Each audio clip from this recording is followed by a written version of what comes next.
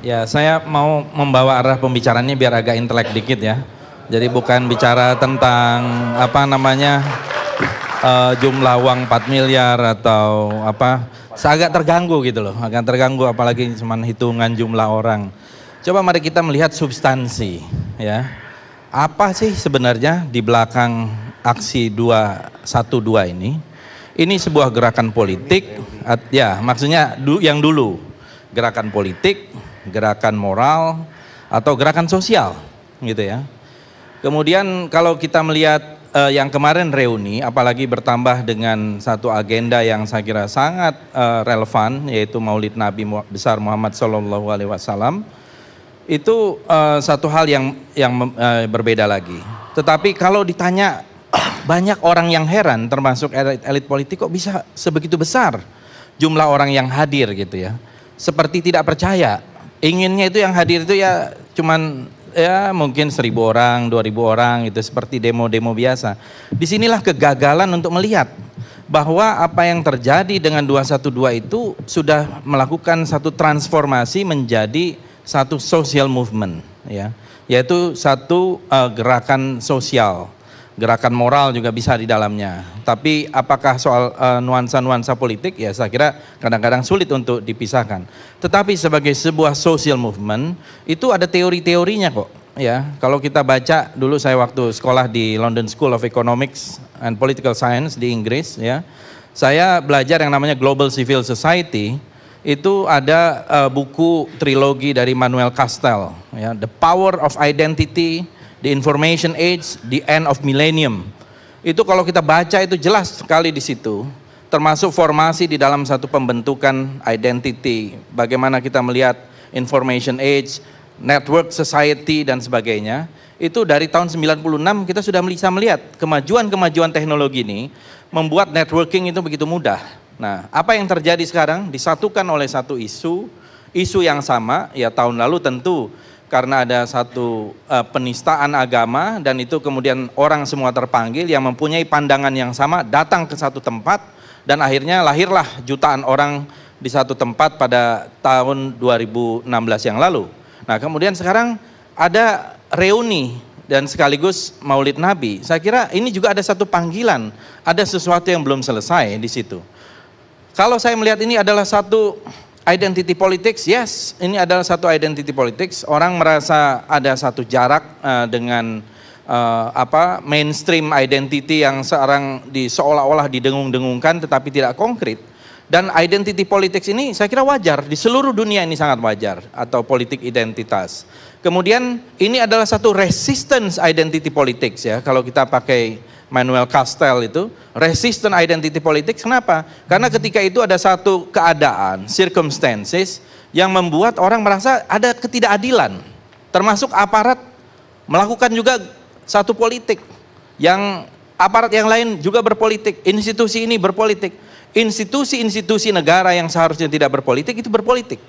Kemudian ada ketidakadilan hukum, dan ini dirasakan ketidakadilan hukum itu. Kenapa dalam kasus A ini tidak digubris sama sekali, dalam kasus B begitu mudah dikriminalisasi, ya, sampai sekarang itu masih terjadi. Ustadz Felix Xiao ini yang saya baru kenal, ini dilarang-larang untuk melakukan ceramah, pengajian-pengajian di beberapa tempat dilarang dengan kalimat-kalimat atau satu labeling semacam intolerance dan sebagainya. Ini bahkan pertemuan kemarin juga ada media yang mengatakan itu intolerance, perayaan intolerance. Ini gagal paham, ya. Media yang mengatakan ini gagal paham menurut saya. Karena ini adalah satu social movement, harus diakui dalam satu network society, apalagi kemudian terjadi berbagai ketidakadilan, maka ini adalah satu perayaan peradaban, satu perlawanan tanpa kekerasan. Ini kalau zaman dulu ini Gandhi, ya. Gandhi ini perlawanan tanpa kekerasan, dan itu dibuktikan dengan bahkan satu kedatangan bawa sendiri masing-masing. Jadi tidak heran kalau biayanya kok kecil. Ini pasti ada yang mendanai karena otaknya itu sudah ngeres ya, kalau istilah zaman itu udah ngeres. Kalau ada perkumpulan ini pasti ada bohirnya gitu ya. Padahal tidak ada. Ini orang-orang datang secara sukarela. Inilah relawan yang murni, bukan relawan bayaran. Ini relawan yang murni. Datang ke satu tempat, terpanggil, mereka sukarela, bawa makanan sendiri, bahkan membawa makanan untuk orang lain. makanan untuk orang lain dibawa ya. Kemudian setelah selesai acara, sampah-sampah dibersihkan. Ini adalah satu fakta yang tidak bisa didinai. Mereka tidak perlu biaya, tidak perlu bohir, tidak perlu pada waktu seperti pilkada dulu ada sembako-sembako yang datang ke rumah-rumah dan sebagainya. Tidak perlu. Mereka datang dengan sendiri-sendiri. Dan ini menimbulkan menurut saya kekhawatiran seolah-olah di belakangnya ada satu gerakan politik atau ada yang menumpangi. Ya kalau reuni itu biasa, kadang-kadang ada ekses-ekses ya, ada CLBK dan sebagainya, dalam reuni biasa saja gitu ya. Ditumpangi karena kemudian ada macam-macam, itu biasa-biasa saja. Jadi kok khawatir amat ditumpangi dengan politik. Kalau mau ikut menumpangi politik ya datang saja.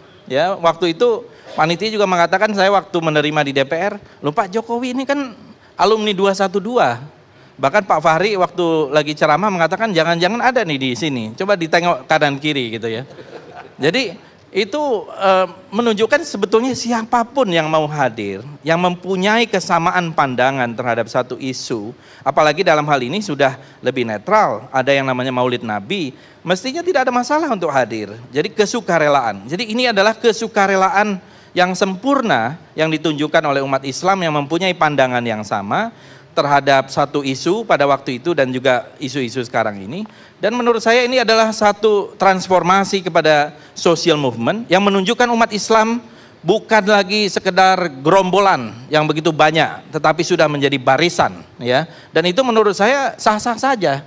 Ya kalau para panitia itu kemudian menjadikan ini ya tanpa biaya dan kemudian mungkin mau melakukan lagi reuni di tahun depan, ya bagus-bagus saja.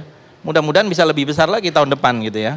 Saya kira ini adalah satu hal yang harus dilihat. Jadi janganlah kita mendiskusikan tentang jumlah dan sebagainya. Ini mengganggu intelektualitas kita terus terang Pak Karni ya. Ya ini harus kita arahkan pada substansi.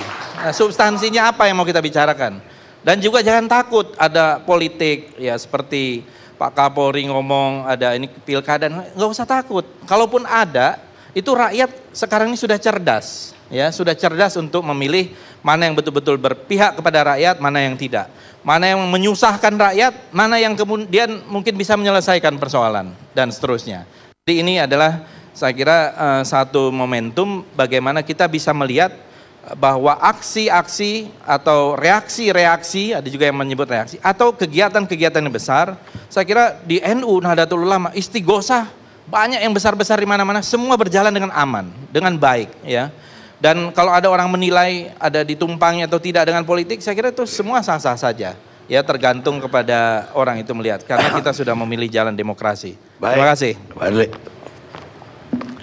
Pemirsa, perdamaian dan keadilan adalah dua sisi dari satu koin Eisenhower, Presiden Amerika ke-34. Kita rehat sejenak.